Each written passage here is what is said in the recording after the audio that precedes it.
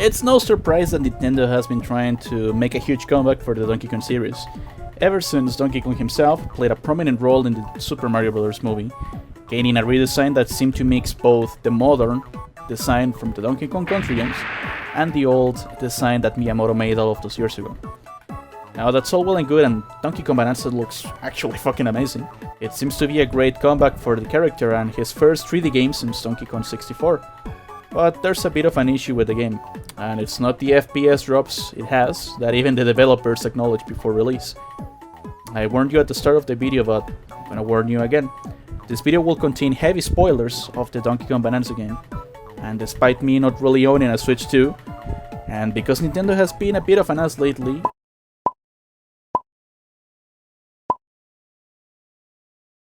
I really didn't purchase, or I'm planning to purchase it.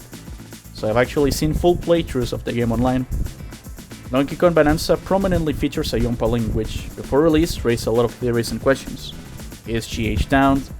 Did her memory get wiped? Or even it's another girl who looks and sounds and even is named exactly like Pauline? Now that the game is out, we have full confirmation that this is just a young Pauline, before the events of the original arcade Donkey Kong and Super Mario Odyssey. And that raises a lot more questions, because everyone knows that the Mario timeline effectively starts with the arcade Donkey Kong game, where Mario, called Jumpman back then, rescues Pauline, who was called Lady, from the clutches of Donkey Kong. We also know that the country games happen after all of those events, including the first 6 mainline Mario games, and that Cranky Kong, a new character introduced in Donkey Kong Country, is explicitly the same Donkey Kong that fought with Mario in the same arcade game, with the modern Donkey Kong that we control being the grandson. We had a pretty solid timeline of the whole Mario series, starting with the arcade Donkey Kong, then Mario Bros., Super Mario Bros., and so on. Odyssey even referenced the first game that started everything, as New Donk City's festival is a quote celebration of the history of the city.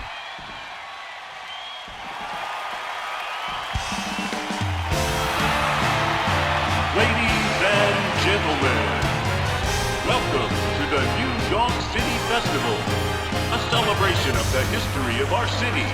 And now, to get things started, her honor, Mayor Pauline! Being a sort of recreation of Donkey Kong, with art of the game, and a full sprite of Donkey Kong that you need to beat at the end. Pauline also references the events of the same arcade game when you talk to her, as she quizzes you during the postgame, with one of the answers being that she was captured by an ape a long time ago. But that all hinged on 2 factors. Pauline, as an adult, got kidnapped by the arcade Donkey Kong, who then got old and turned into Cranky, who Mario defeated in the arcade game. That was the stepping stone, and we even had 2 different routes that Mario and Luigi took to reach the Mushroom Kingdom. One that seemed to not be canon for a while until Nintendo put it in the movie, which came from the Super Mario Bros. Super Show, that explains that the brothers basically fell into a warp pipe and reached the Mushroom Kingdom. And the other in Donkey Kong 94 for the Game Boy, where the ending shows Mario near the entrance of the Mushroom Kingdom, eating a super mushroom. That game also had the old arcade Donkey Kong alongside Junior, his son, battling Mario, and is a sort of remake or retelling of the original 1981 game, the same way that Star Fox 64 is a retelling of the original Super Nintendo Star Fox. Now that Bananza shows the main country characters interacting with a young Pauline, it raises a lot of questions, since Cranky himself, who was already established as being the original kidnapper of Pauline, is shown as his regular old self, referencing battling with Mario, and calling him his rival. Bananza also has a lot of elements that prove it's, at the very least, taking place after Donkey Kong 64. K. Rool is the true final boss, who even recognizes Donkey. There's references to Lanky, and Diddy and Dixie both tell Pauline that they were banana finding friends, as they were recounting the events of Donkey Kong Country 2. And again, as we established before, those games starring the modern Donkey Kong all took place after the original arcade game, and the sole fact that Pauline is young and shown to actually live in New Donk City at the end of the game throws that whole timeline away. Or at the very least, forces the original Jumpman and Lady to be different characters instead of actually being Mario and Pauline before being renamed. I actually have a theory that may sound dumb at first, but it's the only way this will all make sense. So here's how I see it, with 2 possibilities. Since the previous lore of Cranky being arcade Donkey Kong seems to basically have been deleted by this time, as the sole fact that we have a young Pauline running around while Cranky exists at the same time as her, it could mean that the Kong family we see in the country games is entirely separate from the two arcade Kongs. What do I mean by this? Well, in Mario Odyssey, the festival I mentioned earlier cements the fact that the arcade game happened, and that an adult Pauline was kidnapped and saved. We were led to believe that Cranky is the same Donkey Kong who kidnapped her. So this will mean that it wasn't really Cranky who did it, but someone else entirely. Now, this is pure speculation, as I implied before.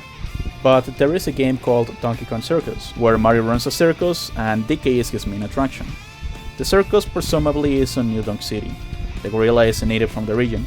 Due to the abuse that Mario puts him through, he breaks free, kidnaps Mario's girlfriend, and the events of the arcade game transpire.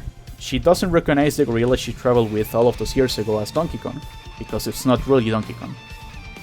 Sure, that Game & Watch released 3 years after the arcade game, and it was just a reskinned Mickey Mouse Game & Watch, but it will fit. This is even the same basic story that was used in the cartoon show Saturday Supercade, where Mario runs a circus, Donkey Kong escapes it, and both Mario and Pauline give chase. The sequel, Donkey Kong Jr., had Donkey Kong imprisoned, and his son giving chase to free him from Mario. Donkey Kong Jr. hasn't shown up at all since Mario Tennis 64, and I feel this gives more strength to my theory. Those two haven't appeared at all because they're separate entities, coincidentally having the same Kong surname, but bearing no relation. Now, you may be asking yourself, dear viewer, how is Cranky able to remember his glory days and even call Mario his rival, if he's not really the same Kong that battled him in New Donk City? Well, I actually thought about this too. The mainline Kong family all live in their own island, Donkey Kong Island, and the Mario movie tells us that this is a separate kingdom where they have their own card technology and a massive army. The movie also shows Giuseppe, a guy who is seen playing an alternate reality version of the arcade game. And this arcade game is actually called Jumpman. We briefly see it in the movie. Donkey Kong is replaced by a Yeti, and while the cabinet art shows Mario and Pauline as different looking characters for obvious reasons, the sprites of Mario and Pauline are the same as the real arcade game.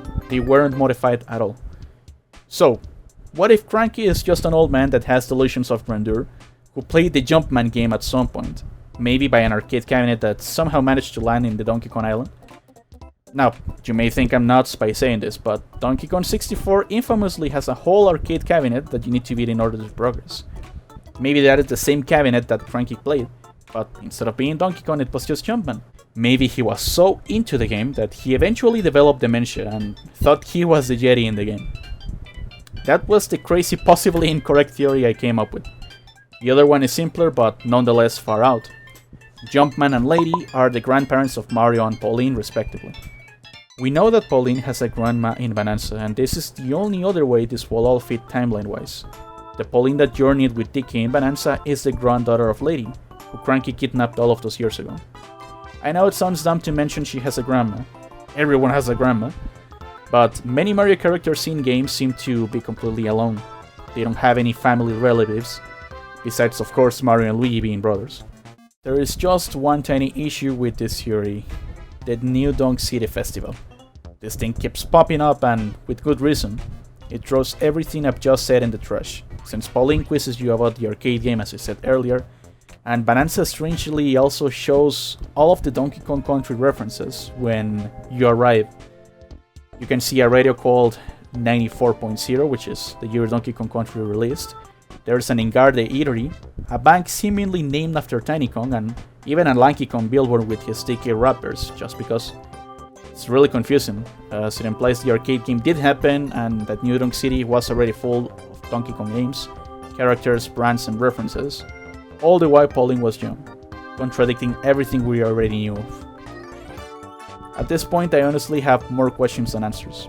I don't really know what to think, because it seems like Nintendo just did what they wanted without a lot of care in the world, like they usually do. Maybe they're trying to retcon everything that happened before Bananza. Maybe they just thought it would be a good idea to have a young Pauline being the companion of Donkey Kong in a game. And that could also explain why she suddenly has magical powers we never knew about, via singing, that can transform Donkey Kong and break seals. It was just gameplay related, probably. So, what exactly do you think? Do you think I'm nuts? Or is there weight to what I'm saying? Comment below what you think. This is my very first video that I've ever made, and I wanted to kind of convey into words all of the crazy thoughts that I've had in my head about this topic. If you made it this far, thanks for watching.